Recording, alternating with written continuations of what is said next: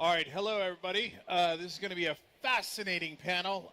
By the way, I left Islam, so you might think that perhaps I'm the Muslim and he's the atheist. Zudi, go ahead.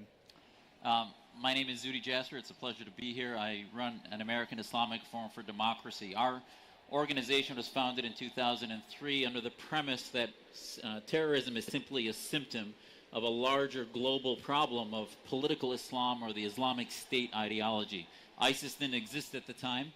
We are countering any idea of the Islamic Republics, of Iran, Saudi Arabia, any Sharia-based state, if you will, we believe is the root cause of terror. We believe Islam is in that time of history in which reformation needs to happen against modernity. So our narrative is to push media to address not symptoms, but root cause ideologies that we believe is Islamism. And we do that through a positive identity of secular identity as citizens through a government blind to religion per se. All right, so we will have disagreements on this panel. Bjorn. So hi, I'm Bjorn, and thank you all for coming. All right, great. Very, very happy to be here. Sasha Havlicek. I run the... Okay, great. Now, the point of this is to discuss terrorism within the context of the media and the narratives. So I know that some of our panelists are going to think that Islam is not necessarily the main form of terrorism or where it comes from in the U.S. particularly. And Zudi, you're in the U.S. What's your take on that? Is Islamic terrorism the #1 issue with, of terrorism in America or no? Well, I think it would be, disingenuous to say that it's the only form of terrorism, but I think in order to cure each form, you don't take terrorism, which is a symptom, all as one block. You cure each problem with its root cause. I'm a physician. I don't treat symptoms, I treat root causes. The disease and the cancer that causes Islamist-inspired extremism is Islamism. So violent Islamism, the precursor of that, is nonviolent Islamism, no different than nonviolent anti-Semitism is a precursor of violent anti-Semitism. Violent homophobia is precursed by nonviolent homophobia. So I can help you as a Muslim by countering Islamism. Terms like Islamophobia, I think, stifle the conversation. I think looking at Muslims as simply a minority in the American context rather than having a unique responsibility in the laboratory of freedom to counter the root causes that exist in Iran and Saudi Arabia and Egypt where they can't do it. We had a massive opportunity, Cenk, in the Arab awakening that the United States, because of its ethnocentrism, of looking at Muslims only through the lens of who we are as a checkbox for the left or the right in America, rather than globally, where 1.6 billion Muslims are going through a disruption process, which I think forums like this should be leading, which is internet companies should be giving Muslims a handle and the respect, a tough love, to counter our establishment that is the root cause. And in America, our dialogue, unfortunately, has been which party can really protect Muslims or the security issue rather than looking at the narrative globally. Okay, there's certainly a lot I disagree with about that. I'm actually the atheist, he's the Muslim. So you should be working with us rather than... No. But I should say... Well, I do to some extent agree with him, and I think he is working on one subset, and I think that's very helpful to address the issues of that one subset. But what I want to do is look at extremism as a whole and see what are the unifying factors behind these subsets of extremists. I don't treat symptoms, I treat root causes. So I work on trying to widen people's horizons, and Okay, I'm going to go to Sudi next, but I just want to say that I never thought about it that way.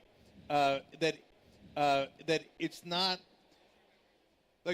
like when you think about the 9/11 bombers, they weren't like, "Hey, Buddhists, Jews, you're all welcome," right? Or Breivik, or any of the guys who are on the right-wing extremists. They do not welcome diversity. That is a unifying factor. I have to honestly admit, after all the years that I had missed. So it's really interesting addition to the. I wanted to say that there, just to simply elucidate one point, which I think is really important, is the conflation of extremism by fascist groups in the West, white supremacist groups, whatever they might be, with Islamist extremism, just because they use the same tactic, which is to violently kill innocent people, is, I think, very detrimental to treating the problem across the Muslim world. The reason it's detrimental is it's ahistoric. the West is living in a bastion of secular liberal democracies. Yes, they've reverted to fascism in the last century, and then after World War II, that went away. So I'm not saying that isn't something to pay attention to, which is hyper-nationalism. But to say Islamist extremism is just all the same thing is absurd, because it in a way negates the harm of hundreds of governments that are running hundreds of millions of people across the planet. The theocracy in Iran, the Islamic Republic of Pakistan, the Wahhabis of Saudi Arabia, the Ikhwan al-Muslimin in Egypt, the Tunisian Ennahda, the AKP in Turkey. These are huge Islamist movements. We can choose to take on their precursors, which are the abuse of women, the hate of other faiths, the hate of moderate Muslims, apostates, blasphemy laws. And if you conflate that with simple hyper-nationalism in the West, because they use the same tactic, you are going to avoid and actually anesthetize Muslims to the solution that we need globally, which is the overthrow of the regimes. You can't solve ISIS. I'm from Syria. My family's from Syria. You can't solve ISIS with Assad in power. You need a democratization of Syria. No matter how ridiculous you think that thought is, you will never have terrorism go away. It'll continue a whack-a-mole program unless you democratize and secularize those societies. I think we agree there. I completely agree on your point about Assad. Absolutely impossible to proceed without that. And Zudi, there's another problem that arises from your line of thought, which is, first of all, I think factually you're incorrect. You know, you talk about Islam needs reformation, and it's a standard talking point that I hear, and oh, it's 500 years behind. Well, no, Islam was, in many respects, in earlier empires ahead of Europe. So it's not a simple matter of a timeline. And people make it seem like Christianity is hunky-dory and a wonderful reformation. The Holocaust was, what, 70 years ago?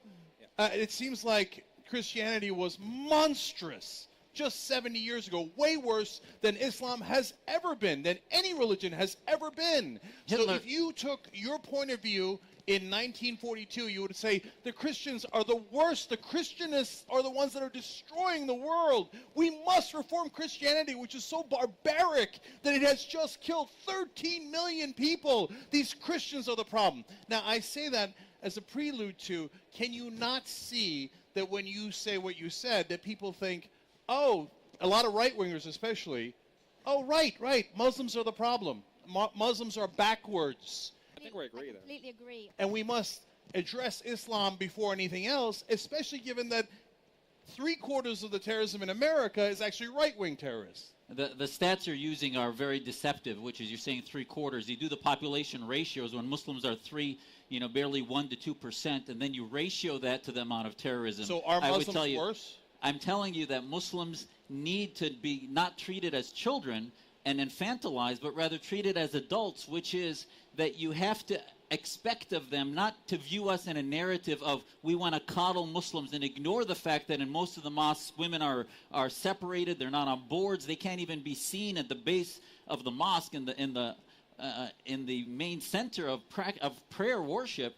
And then we ignore all of that because we want to use them in an identity politic for our partisan politics. And to say that Hitler and other fascist movements were Christianists, they weren't citing from Scripture. They weren't wearing robes of the Church of England. That is literally not true. Well, it ignores the Enlightenment and the 30 Years' War in which 8 million people died. That was against theocracy. America's foundation was against theocracy. Hitler's movement was a racial fascism that wasn't about theocracy. And I'm telling you now that if you're going to defeat Islamist-inspired terrorism, ISIS gets its ideas. The founding fathers of ISIS are the Saudis. The Wahhabi ideology, they've beheaded more people in Saudi Arabia than ISIS has in the last year. If you want to defeat that, we have to stop coddling governments like the Saudis, saying that they're reformists when in fact they are putting the nails in the coffin of most reformers like myself. We have a reform movement that has a declaration that's 2 pages. Why don't they have us, when you talk about diversity in the Muslim community, instead of putting the same old Islamist organizations up that say, oh, we are the victims and we are being criticized by Islamophobia. Islam is an idea. It doesn't have rights. Muslims have rights. Islamophobia is a term generated by these governments to prevent online media critique of Islam and its need to reform. So the narrative you're giving actually empowers the regimes PR mechanisms through media to make you afraid to criticize Islam because Muslims in America would be the victims of your narrative. And that is absurd. We're adults. We can take care of ourselves. And when you're talking about Muslims as diverse, instead of putting an Egyptian, a Pakistani, and a Syrian as a diversity, how about you put a liberal Muslim, conservative, a gay Muslim, a socialist Muslim as diversity, which you're not seeing right now? Yeah. I think we agree I there. completely agree. You can criticize Islam. By the way, I left Islam, so you might think that perhaps I'm the Muslim and he's the atheist. I'm actually the atheist. He's the Muslim. So you should be working with us rather than... No, because, Zudi, what you're doing is stigmatizing 1.6 billion people. And I might not be among No, them, you but are. I care about them. You're And I stigmatizing think them what by you're saying doing the is- Islamists speak for us. They don't. No, By no, ignoring I'm not the saying that. Islamist You're issue. saying Okay, that. it's such Anyway, a tired- okay, Sasha, I got to It's come to you. such Hold a on one second. tired conversation. So Islamists are you or saying not, that whether Islam they is have worse, been uniquely invested worse in- than every other fascist ideology? Islam, That's insane. Islam is similar to where Christianity was in 1530s and the No, early 16th 70 century. years ago, they killed more people than any people on the history of the That is- planet. that You're is purposely completely- blind because you are trying to smear Muslims. Look, we I'm had a trying great to smear conversation. Muslims. Yes, that's exactly what you're doing. A fasting, To say that they are praying, worse Quran than reading every other Muslim is group, smearing it is Muslims. so obviously ahistoric. And this goes to The king of point- Saudi Arabia would be very happy with what you're saying right now. The king of Saudi Arabia hates me. Fundamentalist Muslims have threatened to murder me. As long as you say Okay. Muslims are victims, then Well, he'll what love I you. find fascinating though, Okay. is that your solution to the problem in Syria is the democratization of Syria. What you're working for is freedom of expression, and Same that thing. as a mean for democratization of the world. And so democracy and freedom of expression, and thus also diversity of ideas, is what you both are promoting as the solutions to the problem. And that is the solution to the problem. Absolutely. Whether you call the ideology that you're fighting against Islamism, or whether it's far-right fascism, or whether it's Islamist fascism, or whatever kind of extreme ideology it is. So eventually, like, If- we are if you- coming back I down hear to you, that brother, one. but if he was fighting against just extremism, then I'd be 100% with him. But at every turn, and we had a great conversation beforehand, but you come out here, and at every turn, you're like, Muslims are worse, Muslims are worse, Muslims are worse. And that's preposterous, not true, and it smears 1.6 billion people, and I'm not going to stand for it. It Now, doesn't- the point of this It doesn't panel is smear media. them. That Yeah, smear of is course that it is does. nonsense. You keep saying Muslims It's are worse. trying to wake them up to the It's waking them up responsibility. by We smearing Muslims them in the and West saying that need they're to worse? hold on a second. That is completely unfair. We are living in an anesthesia where your benign negligence of Muslim responsibility to counter the theocrats at the pulpits of every mosque in America and in the West, and just say, "Oh, forget the anti-Semitism, the homophobia." Who the hell said in the that? I That's fight against that every That's what day. you're saying by saying No, I'm that that's not a You're root just cause. saying every Muslim is like that. All right, Sasha, the point of Nonsense. this panel is media narratives around terrorism. And Zudi claims that in the West, Muslims are coddled, that they are especially protected. When you Absolutely. turn on television, do Muslims look coddled to you? Yes. So let's look forward. I think Bjorn and I are going to take over moderating now. That's what we're going to do. So, looking at the media, it's interesting because, of course, these kinds of conversations are widely popularized and polarizing. We see this interesting, actually, because much of the work that we do on counterterrorism looks at the online space as the It's a tough situation for the media to be in, overhyping every Muslim attack and underhyping this 3/4 of right-wing terrorist attacks. By the way, I don't know if you guys know this. There was an assassination attempt on Donald Trump. So it didn't just happen, so don't panic. It happened during the campaign.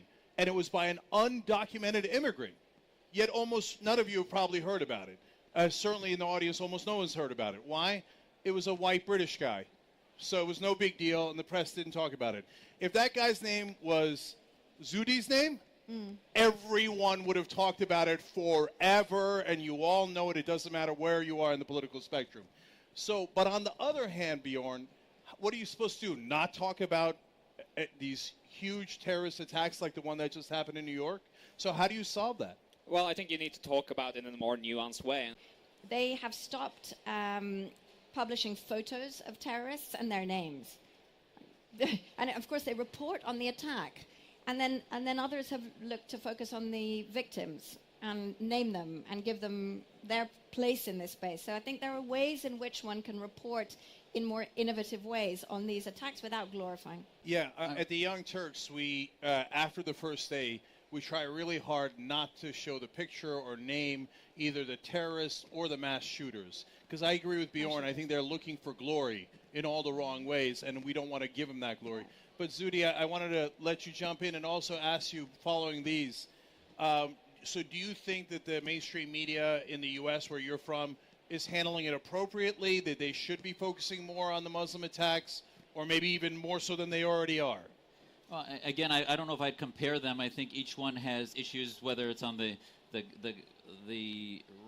radical psychopaths that do what they do at the church recently, et cetera. That needs to be addressed as a psychiatric issue, that we're not treating mental health well. But when it comes to Muslim radicals or Islamist militants, if you will, I would ask the media, and the reason I've taken the time to come from Arizona to this meeting is the Middle East transformed itself. Now it's gone steps backwards, but it was for the first time. My grandfather was in and out of jail under the Ba'athist. My parents escaped Syria. 2011 was a watershed moment, a tipping point in history over the past hundreds of years that was an opportunity to finally defeat the root causes. It was changed by Google, Twitter, YouTube. Syria was the YouTube revolution that now we've sort of turned a blind eye to. We're not looking to the use of chemical weapons, etc.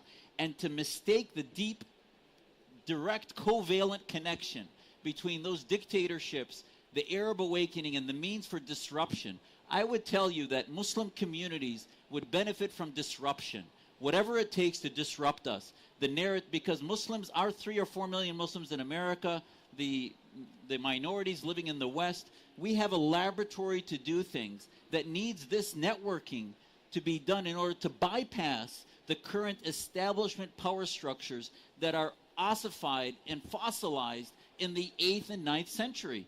They're not advancing, and in order to do that and have that discussion, it has to be had in the media. The media has to have that. Social media, traditional media is not having it because left and right, the left says it's all a psychiatric issue, the right says, well, Islam is the problem.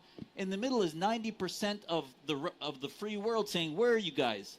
Where's your diversity? And we need to have that conversation, and it has to start here in social media. I think we agree I there. completely agree. But Zuhdi, it sounded like, but I want you to clarify, that you were saying that in the case of the mass shootings and the non-Muslim extremism, it's a mental health issue.